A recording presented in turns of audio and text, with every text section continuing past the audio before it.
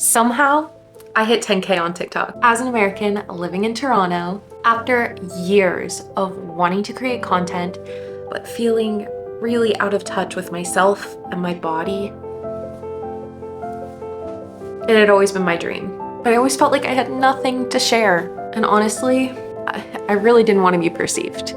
So today, I'm telling the whole story, how I grew, how I got over myself, and we're gonna pack some little gifts for my family because I'm going home for Friendsgiving. If you guys are new here, hi, my name is Genevieve. I'm an American sharing my life in Toronto. And for the longest time, I told myself I couldn't start because I wasn't ready. My body didn't look how I wanted it to. I didn't know what to say. I felt like I didn't know myself. My life did not feel exciting, and I thought nobody cared.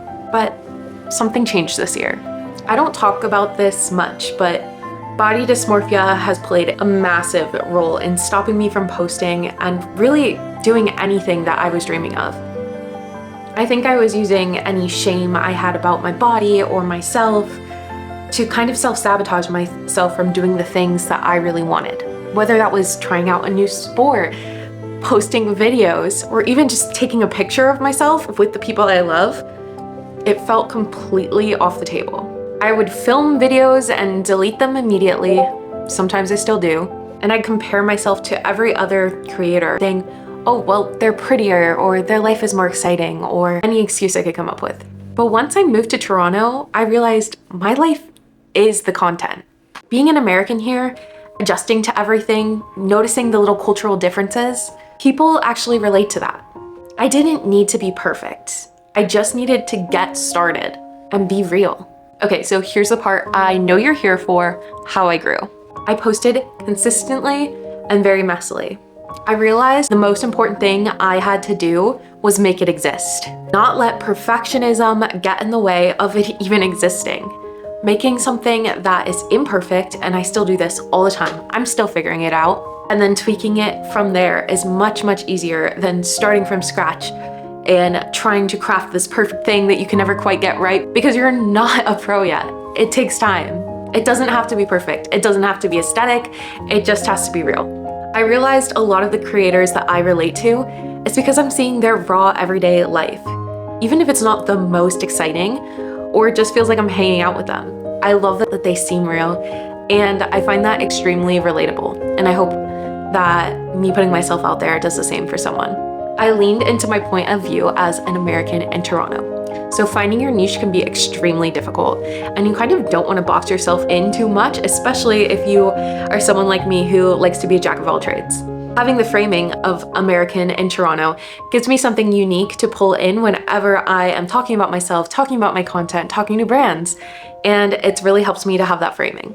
Whenever I'm making mini vlogs, lifestyle content, or just sharing my personality, it makes it a little bit easier if you know exactly what you want people to know about you. I also really worked on adding value, whether that is sharing fun events in Toronto, how to move to Canada, tips, or my honest experiences. This is something I'm still working on, but when you're thinking about creating content, it's good to think about why people would want to watch it. Another step is connection. So this is something I am trying to take more seriously going forward, is connecting with you, your audience. Every single view, even if you're getting 1 view, 10 views, 50 views, 1,000 views, those are all individual people who took the time to click on your video and spend a moment with you. So connect with them. They have real stories, and I bet they're super, and often they're way more interesting than you can ever imagine. Respond to comments, duet, stitch people, engage back.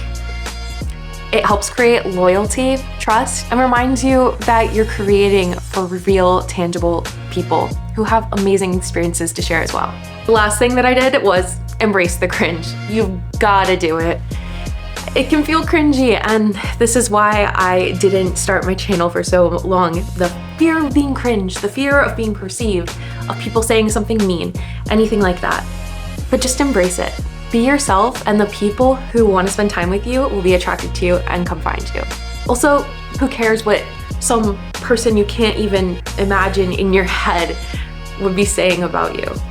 Once you stop letting people who you wouldn't ask for advice's opinions stop you from doing the things you want to do and Once you stop caring about what everyone else thinks and start caring about what you think, everything will change. And for the first time, PR started rolling in. Brands started noticing.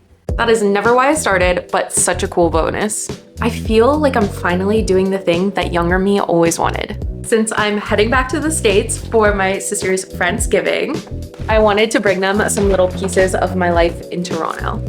So I packed up some bags I had with so many little gifts, different extra PR that I have, sweets, skincare, little notes, masks, bubble baths, and so much more, because I love being the one to introduce my friends and family to their new Holy Grail product. I wouldn't be here without their support, so they got first dibs. I also wouldn't be here without you guys following along, as imperfectly I go along on starting to follow my dream. I appreciate each and every one of you for your patience, your love, your support as I figure this thing out. So, if you're thinking about posting, going to grad school, going skydiving, becoming a mom, putting your music out there, taking whatever kind of leap that's next for you, please do it. Don't wait for the perfect version of yourself. Just get started. And if you want to see more behind the scenes, imperfect wellness girly, or spend time with me as a girl in her 20s who's just figuring it all out, please subscribe and let me know down below, what would you like to see next? Miso, say bye. Bye, everyone.